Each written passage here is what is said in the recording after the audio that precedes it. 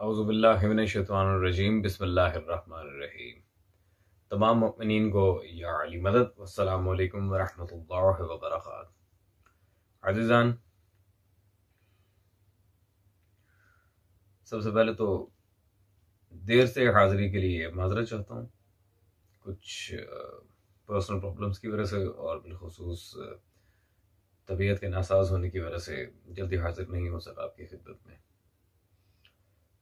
آج مولوی امتیاز صاحب، جو ویسے تو بہت زیادہ محبت اہل بیت کا دم بھرتے ہیں، لیکن دراصل چونکہ وہ اصولی مکتب سے تعلق رکھتے ہیں تو ظاہر ہے مقصریت کا عنصر بھی پھر اندر باقی رہ جاتا ہے۔ اور آج کے موضوع سے آپ کو اندازہ ہو گیا ہوگا کہ ہم کس زمرے میں آپ کے سامنے گفتگو کرنے والے ہیں۔ مولوی صاحب نے ایک ویڈیو وائرل کی تھی جس میں یہ اختیارات معصومین سے، معصومین کا خالق و رازق ہونا، اس سارے معاملے سے انکار کر رہے ہیں، اور اس پر عجیب و غریب قسم کے پوائنٹس بھی انہوں نے دیے ہیں، اور قرآن کی آیات سے غلط استدلال کرتے ہوئے عوام کو گمراہ کرنے کی کوشش کی ہے۔ تو چلتے ہیں مولوی امتیاز صاحب کے اس ویڈیو کی طرف، اور آج انشاءاللہ تبارک و تعالی آپ لوگ یہ بات باقاعدہ نوٹ کریں گے کہ آج کسی ایک بھی محدث کی کتاب سے میں دلیل پیش نہیں کروں گا، کیونکہ جب بھی یہ میں نے دیکھا ہے، باقاعدہ اس چیز کو میں نے آبزرو کیا، قرآن و حدیث سے دلائل دیے جاتے ہیں تو یہ مولوی حضرات ہمیشہ اگنور کر دیتے ہیں، یہ کبھی جواب نہیں دیتے۔ اول تو اپنے ہی اکابر مجتہدین کی کتب کا بھی کبھی انہوں نے جواب نہیں دیا جب ہم نے ان کتب سے استدلال کیا، اور آج انشاءاللہ تبارک و تعالی محدثین اعظام رضوان اللہ تعالی علیہ مجمعین میں سے کسی کو میں چھیڑوں گا ہی نہیں، صرف ان کے اکابر مجتہدین ہی کی کتب ان کے سامنے رکھی جائیں گی آئینہ دکھانے کے لیے۔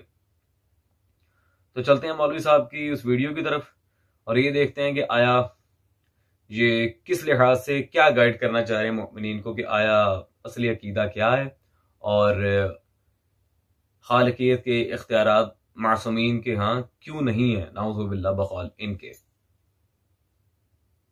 قرآن صراحت سے جہاں اللہ کی ربوبیت کا اعلان کر رہا ہے، وہاں اللہ کی خالقیت کا بھی اعلان کر رہا ہے، وہاں اسی صراحت کے ساتھ امیر المومنین کی ولایت کا بھی صراحت کے ساتھ پروردگار اعلان کر رہا ہے اپنے قرآن میں۔ کہیں پہ فرماتا ہے حل من خالق غیر اللہ، میرا حبیب ان سے پوچھو کیا اللہ کے علاوہ بھی کوئی خالق ہے؟ تو آگے سے جواب ملتا ہے نہیں یا رسول اللہ، خالق صرف اللہ ہے۔ یہ قانون فطرت کی طرف پلٹایا جا رہا ہے۔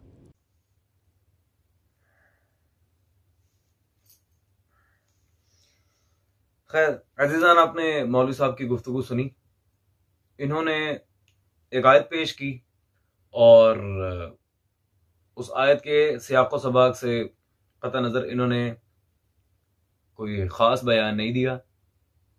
انہوں نے ماشاءاللہ سے پہلی بات تو یہ کہ اپنے ہی اکابر مجتہدین میں ائمہ صلوات اللہ علیہ مجمعین یا پھر محدثین اعظام رضوان اللہ تعالی علیہ مجمعین کی بات نہیں کر رہا، اپنے اکابر مجتہدین ہی کے اصول سے بھی ماشاءاللہ سے جان چھڑانے کی کوشش کی ہے۔ پھر اللہ جانے کس منہ سے آپ حضرات ہمیں تقلید کے درس دیتے ہیں کہ مجتہدین کی تقلید کرنی چاہیے، ان کی بات کو فالو کرنا چاہیے۔ بھائی ہم آپ کی کس بات کو مانیں؟ پہلی بات تو یہ ہے کہ آپ نے اس آیت کے بارے میں تفسیر معصوم کوئی پیش نہیں کی کہ آیا ہمارے مولا نے اس آیت کے بارے میں کیا کہا ہے، کیا فرمودات ہے محمد وآل محمد صلوات اللہ علیہ مجمعین کے اس آیت کے لحاظ سے۔ دوسری بات، آپ نے کسی بھی چلے اپنے کسی مجتہد ہی کی تفسیر سے آپ دلیل پیش کر دیتے، آپ نے کسی تفسیر کو چھیڑنے تک کی بھی ماشاءاللہ کوشش نہیں کی۔ تو حضرت یہ قرآن کریم معاذ اللہ مذاق نہیں ہے۔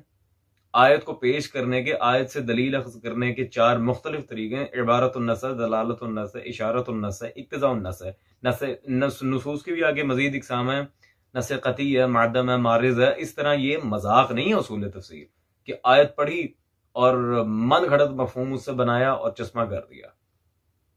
قرآن سے دلیل پیش کر دیں کہ کچھ اصول ہیں، کچھ ضوابط ہیں، کچھ قرائن ہیں، ان معاملات کو مد نظر رکھتے ہوئے ہمیں قرآن سے دلیل پیش کرنی چاہیے، نہ کہ ذاتی استغفر اللہ ذاتی رنگ دینا، ذاتی معاملات پہ چسپاں کر دینا قرآن کی آیات کو۔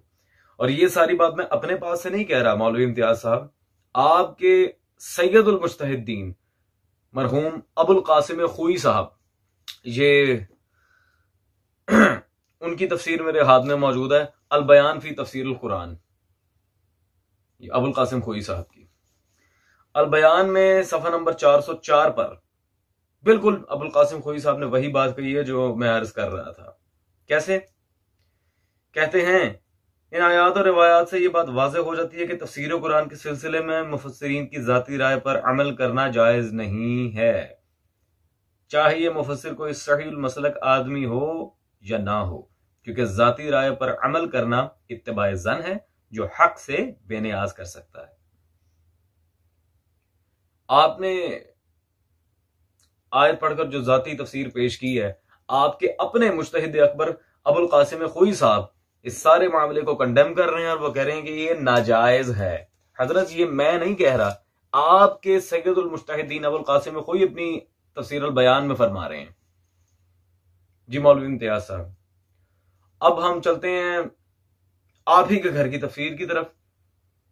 دوسری تفسیر بھی آپ ہی کے گھر کی پیش کروں گا۔ میں جیسا کہ عرض کر چکا ہوں، اخباری مسلک کے کسی عالم کو، جناب قلینی کو، شیخ صدوق کو میں ٹچ ہی نہیں کر رہا، آج صرف آپ کے گھر کے حوالہ جات پیش کر رہا ہوں تاکہ کل کو بھاگنے کا کوئی موقع نہ ہو اور یہ غلو شرک کے جتنے بھی فتوے ہیں وہ اس حقیر سے ہٹ کر آپ ہی کے اکابر علماء کے اوپر آ جائیں۔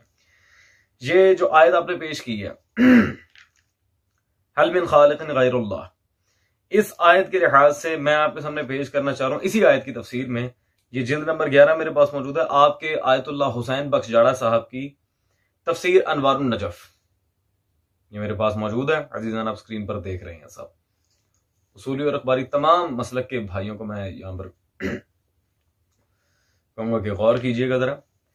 یہ جلد نمبر 11 میں صفحہ نمبر 257 میں اسی آیت کی جو سورہ فاتر کے اندر آئی ہے، پہلے تو آیت کی طرف آپ غور کر لیں، بالکل وہی آیت ہے جو مولوی صاحب نے پیش کی تھی، حل من خالق غیر اللہ۔ یہ پہلی بات تو یہ ہے کہ یہاں پر اللہ حکم نہیں لگا رہا، سوال پوچھ رہا ہے۔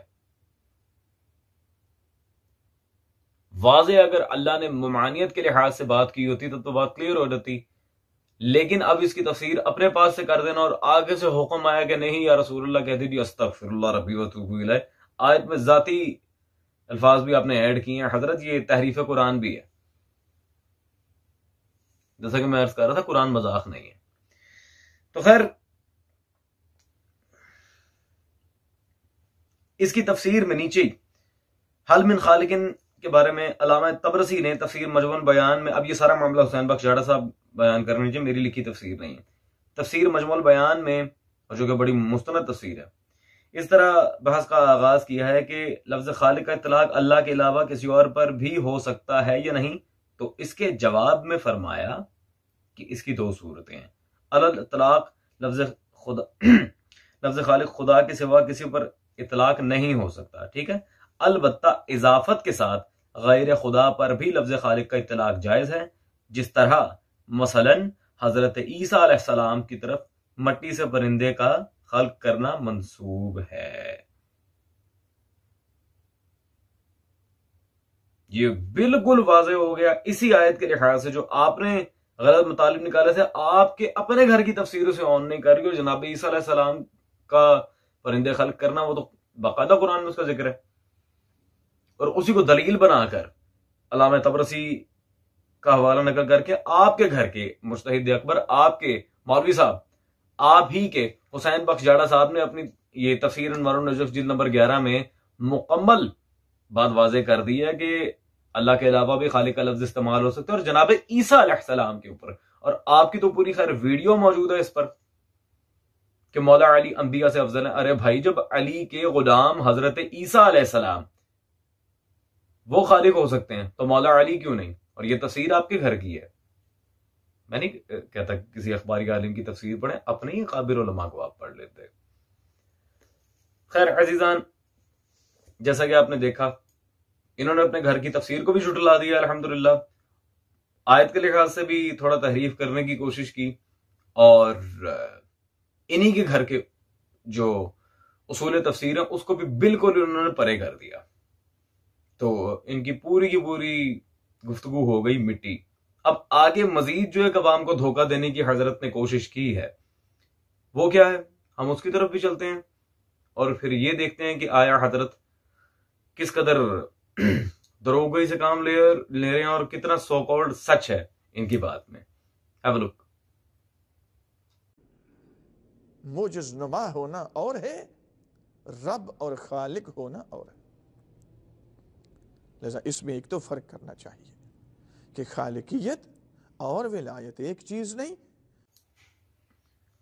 استغفر اللہ ربی واتوب الیہ. یہاں پر عزیزان اب آپ دیکھ لیں مزید جھوٹ، مزید کذب، مزید دروغ گوئی کہ جی ولایت خالقیت نہیں ہے. استغفر اللہ ربی واتوب الیہ. اب عزیزان یہیں سے اندازہ لگا لیں کہ یہ حضرت کس قدر اپنے بیان میں سچے ہیں اور کیا ان کے معاملات ہیں سارے.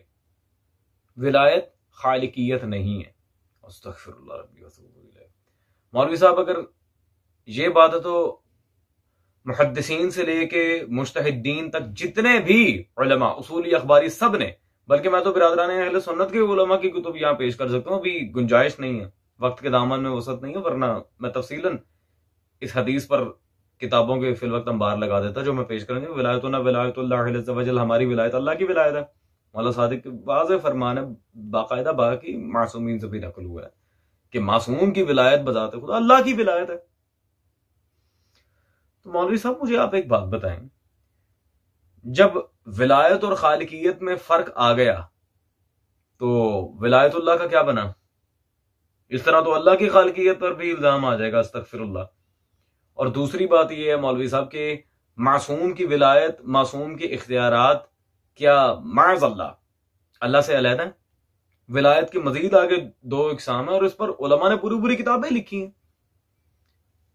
ولایت تکوینی ہے، ولایت تشریعی.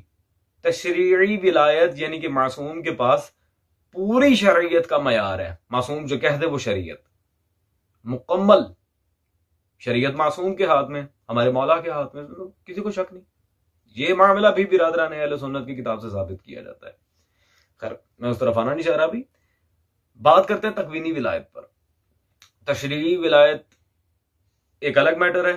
تکوینی ولایت کے معاملے میں واضح معصوم ولایتنا ولایت اللہ عز و جل، چاہے تشریعی ہو یا تکوینی، ہر معاملے میں ولایت معصوم ولایت خدا ہے. اور اس کی سب سے بڑی دلیل مولا علی کی حالت رکوع میں انگوٹھی خیرات کرنے والی آیت ہے، انما ولیکم اللہ. اب یہاں تین اولیاء کا باقاعدہ اللہ ذکر کر رہا ہے، اللہ، رسول اور حالت رکوع میں جنہوں نے زکوٰۃ دی، یعنی کہ حیدر کرار. شیعہ سنی تفاسیر کا انبار لگ سکتا ہے اس روایت پر بھی کہ یہ آیت فقط امیر المومنین صلوات اللہ علیہ مجمعین ہی کی شان میں نازل ہوئی ہے. اب میں آپ سے صرف ایک بات پوچھتا ہوں مولوی صاحب کہ ابھی بھی کسی بات کا کچھ شک رہ گیا؟ آپ حصر الہیہ کو توڑ رہے ہیں، کیونکہ انما عربی گرامر آپ جانتے ہیں، ظاہری بات ہے کہ جو بالکل جو مبتدی ہے، چھوٹا سا بچہ جو عربی گرامر سے آشنا ہے وہ بھی یہ بات جانتا ہے کہ انما عربی میں کلمہ حصر ہے. اب آپ حصر الہیہ کو توڑ رہے ہیں، یعنی کہ آیت کے سارے مطالب کو خارج کر رہے ہیں. بھائی ولایت معصوم ولایت خدا ہے اور یہ ساری موالات کے ایک دوسرے سے علیحدہ نہیں ہے. اللہ نے حصر میں رکھا ہے ان کو. انما ولیکم اللہ آیت یہاں سے سٹارٹ ہو رہی ہے، پھر رسول خدا، پھر مولا علی، اور یہ اکٹھے ہیں. اس میں کوئی قبل و بعد تو نہیں ہے. تو آپ کیا نعوذ باللہ من ذالک اللہ کو بھی خالقیت کے اختیار سے خارج کر رہے ہیں؟ کیونکہ ان کی ولایت تو ایک ہی ہے. کچھ خدا کا خوف کریں مولوی صاحب. بات کہنے سے پہلے انسان کو سوچ لینا چاہیے کہ یہ بات کہاں تک جائے گی. اس طرح تو توحید ہی ختم ہو جاتی، بھائی دین ہی ختم، تو دین ہی ختم ہو جاتا بندہ خدا.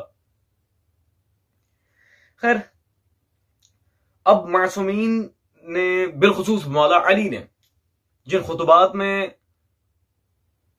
خود کو خالق ارشاد فرمایا ہے، ان خطبات کے اس بات پہ آپ ہی کے گھر کے مجتہدین اور علماء نے پوری کتابیں لکھی ہیں. اور کچھ کتابوں میں جہاں اشارتاً ذکر ہے وہ کتابیں میں آپ کو بتاتا ہوں، اور بالکل بطور نمونہ، just as you can say a trailer, بالکل سٹارٹنگ پوائنٹ 0.1% دلیلیں اب میں ان دونوں باتوں پر رکھنے لگا ہوں۔ پہلی بات یہ جی عبدالرسول زین الدین صاحب کی کتاب ہے خطب النادرہ، مولا علی کے خطبات کے اوپر جو لوگ اعتراضات کرتے ہیں انہوں نے سند وغیرہ سب کچھ بیان کر کے اس کے اس بات پہ پوری کتاب لکھی ہے ان خطبات میں، جس میں مولا علی نے اپنے آپ کو خالق فرمایا۔ دوسری یہ محمد بن محمود دہدار شرازی صاحب کی کتاب خطبہ البیان بین اثبات والرد، یہ انہوں نے بھی پوری کتاب لکھی ہے، آپ ہی کے گھر کے مجتہد ہیں بھائی، میں کچھ نہیں کہہ رہا۔ اینڈ موسٹ امپورٹنٹ پوائنٹ، علامہ حسین بخش جاڑا کی ابھی تو ہم نے تفسیر پیش کی تھی، ان کی دوسری کتاب ہے مجالس الفاخرہ، اس میں علامہ حسین بخش جاڑا کی آل محمد کے لحاظ سے مجالس ریکارڈڈ ہیں، اس میں حسین بخش جاڑا صاحب نے پتہ نہیں ایسے کتنے واقعات ذکر کی ہیں جن سے یہ سارے امور ثابت ہوتے ہیں۔ اور موسٹ امپورٹنٹ پوائنٹ ولایت تکوینیہ پہ اب جس کی کتاب میں دکھانے جا رہا ہوں، کیونکہ ہمارا موضوع ولایت تکوینیہ نہیں ہے، ہمارا موضوع ہے کیا ولایت تکوینیہ میں خالقیت شامل ہے؟ وہ تو قرآن سے ثابت ہے، وہ تو قرآن سے ثابت ہے، بلکہ قرآن و حدیث اور اقوال مجتہدین تینوں سے ثابت ہے۔ خیر، اشارتاً اس معاملے کو مزید ذکر کیا مرحوم خمینی صاحب نے اپنی کتاب پرواز در ملکوت میں۔ تو مولوی صاحب میں آپ سے ہاتھ جوڑ کر صرف اتنی گزارش کرتا ہوں، ایک دست بستہ گزارش ہے میری آپ سے، مجھے یہ بتا دیں میں آپ کی مانوں آپ کے اکابرین کی مانوں، مجھے صرف اتنا جواب دے دیں، بلکہ جتنے بھی مخالفین نواسب ہوں یا مقصر ان سب سے میں یہ سوال کر کر کے تھک گیا، بندہ خدا ہم آپ کی مانیں آپ کے اکابرین کی مانیں، صرف یہ جواب دے دیں ہمیں۔ باقی اگر آپ ضد پہ اڑے رہنا چاہ رہے ہیں تو معذرت کے ساتھ حضرت ضد کا کوئی مذہب نہیں ہے، باقی اللہ آپ کی ہدایت کرے، اور خیر اس سے زیادہ کیا عرض کروں اپنے۔ صبح سے شام تک ہر پہر ہر گھڑی لب پہ اپنے رہے نعرہ حیدری، یعنی خیبر شکن یعنی مشکل کشا